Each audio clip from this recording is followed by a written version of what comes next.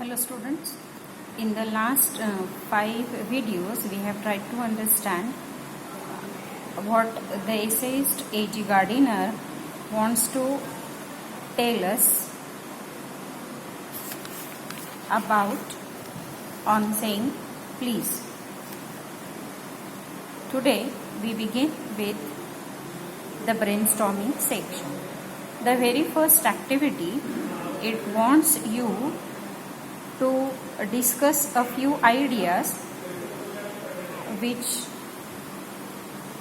further explain us how and why all the good qualities, the polite behavior is important for us.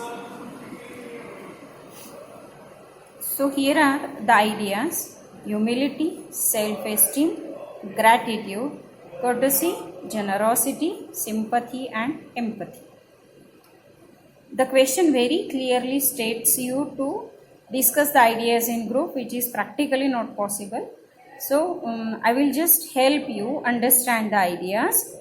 I will suggest a few points, and then I want all of you to write a small paragraph that will describe each quality. So what you have to do? You have to explain the following words with examples. Now, after my explanation, it will be your job so as to find out your own examples, the people that you came across or the incidents and situations that you have found. The very good example we have already studied in the essay. The reason is that the essayist has been explaining different people and different situations that have helped the essayist to understand the importance of saying please and the importance of good and polite behavior. So जैसे essayist ने अलग अलग examples देके अपना point explain किया है, now all these points इनको मैं shortly explain करती हूँ. ये explanation आपको अपने अपने expansion of ideas लिखने के लिए help करेगा. So this is just again a very good attempt for all of you so that it will help you to develop your ideas. So there is a compulsory question under writing skills, expansion of ideas. So this will be again a very good exercise to do. So let us understand, let us try to understand the ideas serially as they appear there in the question. So the first is humility. Now what do you mean by humility? Humility is, it is the characteristic of being humble. What is humble? It is egolessness.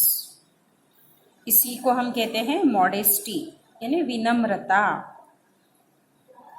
There is a very famous saying in English, pride comes before a fall. Pride और humility ये एक दूसरे के antonyms है. ये है विनम्रता और ये है गर्वोन्नतता. तो जो व्यक्ति अत्यधिक प्राइड है जिसमें, वो हमेशा ही अपने विनाश की तरफ जाता है.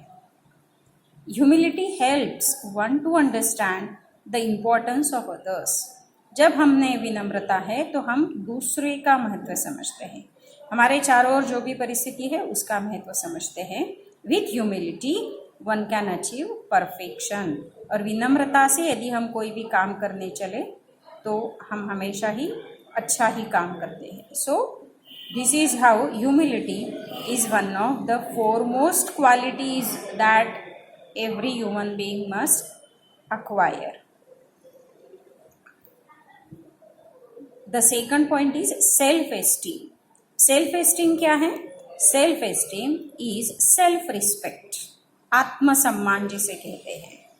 One who respects self always respects others. जो खुद का रिस्पेक्ट करता है वो दूसरे का भी करेगा. The virtue of self-esteem helps one to understand the unique qualities of others. दूसरे की जो अच्छाइयाँ हैं, दूसरे की जो विशेषता है, वो हम उसी समय समझेंगे जब हम खुद पर विश्वास करते हैं. One can acquire the sense of self-esteem by practice and training. यदि हमारे मन में इस बात को लेके अवेयरनेस पैदा किया जाए तो हम ज़रूर ही प्रैक्टिस के साथ और ट्रेनिंग के साथ आत्मसम्मान के भाव को समझ सकते हैं. The third is gratitude. Now what is gratitude? तो gratitude means gratefulness और thankfulness. सबके प्रति हमारे मन में धन्यवाद के भाव होना, सबके मन में सबके प्रति कृतज्ञता होना, ये एक बहुत ही अच्छा गुण है. It is a sense of appreciation. Appreciation यानी सराहना करना. हमारे चारों ओर जो भी व्यक्ति है, जो भी परिस्थिति है या भगवान ने बनाई हुई ये जो सृष्टि है, इस सब के प्रति हमारे मन में क्या होना चाहिए? धन्यवाद के भाव होने चाहिए.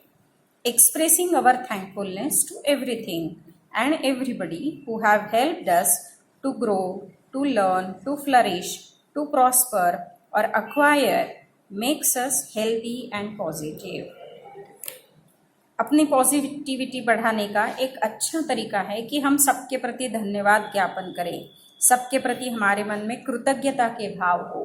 यानी सिर्फ हम ही महत्वपूर्ण नहीं हैं, बल्कि हमारे चारों ओर के ये जो भी है वस्तु, व्यक्ति, परिस्थिति, ये सब हमें मदद करते हैं किस बात के लिए?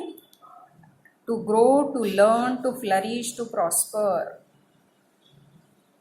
इनके प्रति धन्यवाद व्यक्त करना ये एक बहुत ही अच्छा मनुष्यता का गुण हो सकता है. Then there is courtesy. What is courtesy? Courtesy is polite behavior and good manners. It also means willingness or generosity in providing help. दूसरों की मदद करना, मदद की तैयारी होना और पोलाइटनेस रहना और अच्छे वर्तणूक, अच्छे व्यवहार, इस सब को कहा जाता है courtesy. A.G. Gardiner describes courtesy as the oil that keeps the machine of life moving smoothly and softly. हमारे जीवन का मशीन अच्छा चलाने के लिए ऑयलिंग का काम कौन करता है? तो courtesy करता है.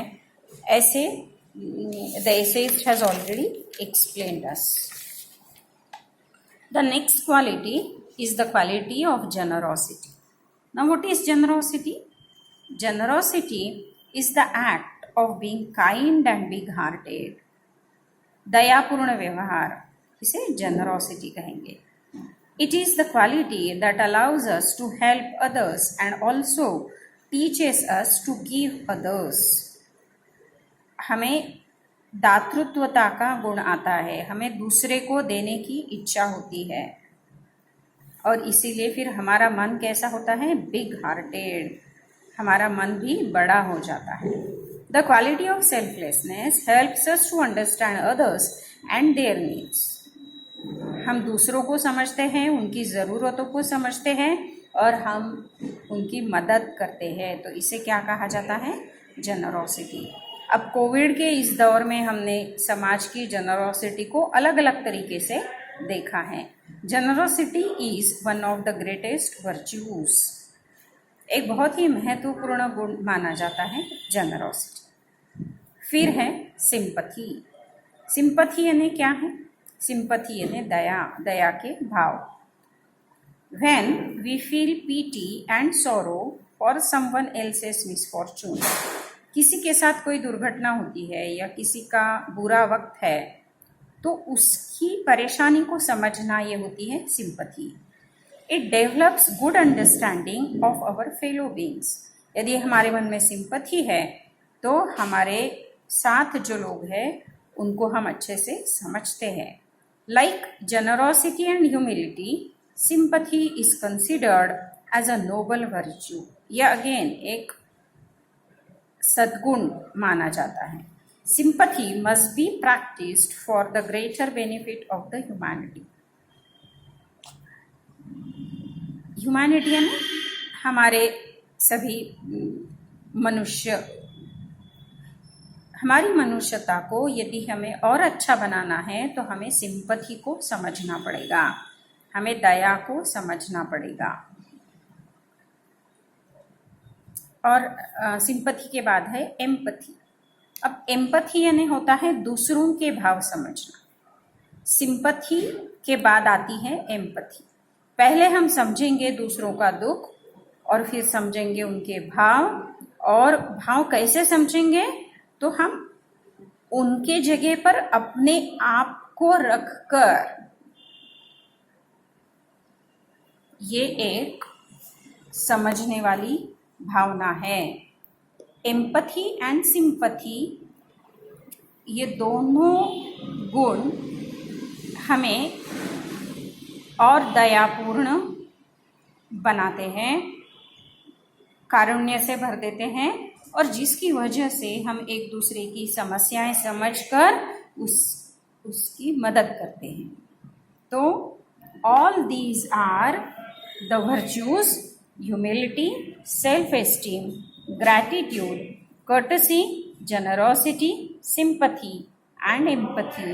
All these virtues, they help us in becoming a better human being. तो बच्चों, आप सभी लोग अब ये बेसिक पॉइंट्स ध्यान में रखते हुए पॉइंट्स के साथ मिनिमम 1 एग्जाम्पल लिखो। बहुत सारे एग्जाम्पल्स हमारे चारों ओर हैं।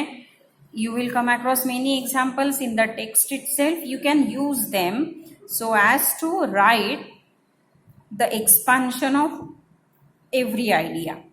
It will be a very good practice for expansion of ideas. Okay. Now, there is another topic for group discussion. The topic is the need of soft skills at workplace. Now, what are soft skills? ये भी समझना पड़ेगा कि अपने बोलने का, व्यवहार का अच्छा तरीका यदि है तो उसकी हमें अपने काम की जगह पर क्या ज़रूरत है। ये ग्रुप डिस्कशन के लिए टॉपिक्स पॉइंट्स दिए हैं कि how can return and verbal communication help us, and ways of interacting with others, creative abilities and emotional intelligence. So let us try to understand what all these things mean.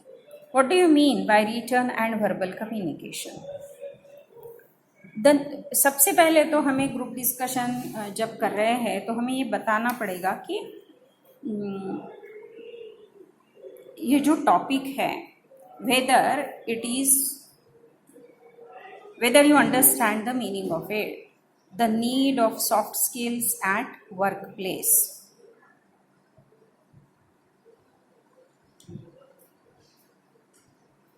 Workplace यानी office, अपने काम की जगह, और soft skills यानी अपने बोलचाल के, बिहेवियर के, दूसरों से बात करने के जो तरीके हैं वो कैसे रहे।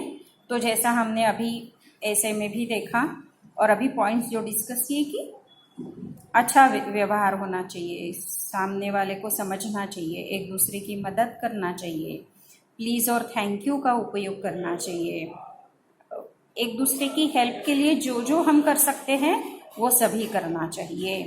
तो इन सभी स्किल्स की क्या हमारे रोज के जीवन में आवश्यकता है या क्या आवश्यकता है, इस तरीके से ये डिस्कशन होगा एक्चुअल जब हम करेंगे तो।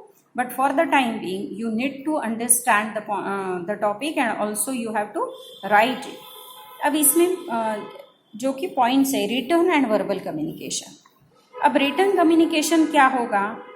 रिटर्न कम्युनिकेशन में हम एक दूसरे के लिए एप्रिसिएशन लेटर्स लिख सकते हैं, थैंक यू के मैसेजेस लिख सकते हैं, किसी ने यदि कोई अच्छा काम किया है तो उसका एक रिपोर्ट बना सकते हैं। अंडरस्टैंड? ये रिटर्न तरीके हैं जिससे हम कुछ अच्छी बातों की चर्चा करें। और वर्बल कम्युनिकेशन क्या हो सकता है?